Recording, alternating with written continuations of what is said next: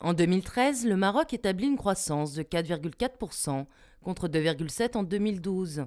Depuis le début de l'année, Sa Majesté Mohamed VI effectue une tournée dans différents pays africains.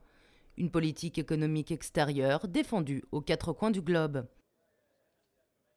Nous avons ramé pour faire évoluer un certain nombre de sujets au Maroc.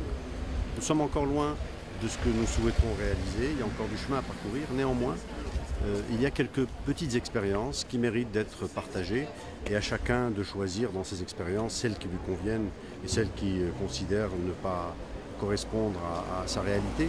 L'ambition du Maroc, c'est de pouvoir faire partie d'une famille qui grandit en même temps. Il est très difficile, vous savez, d'être sur un continent où les disparités sont aussi importantes et où tendre la main de façon très modeste parfois change la vie de millions de personnes.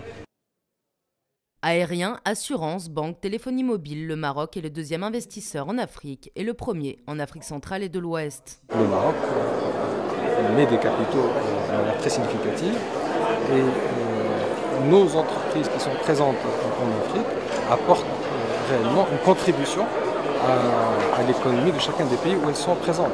Si je parle simplement des banques, les banques ont contribué à améliorer le taux de bancarisation dans chacun des pays où elles étaient. Donc, qui dit taux de bancarisation dit meilleur financement de l'économie et elles s'intéressent beaucoup au financement des petites et moyennes entreprises, mais pas uniquement aux filiales des grands groupes internationaux.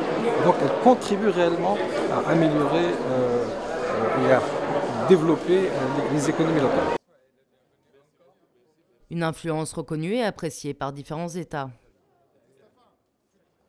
D'abord, c'est un modèle d'élaboration, de stratégie, d'initiative sur les mécanismes du développement concerté et c'est un modèle également dans la mobilisation des ressources nécessaires au développement et à l'émergence.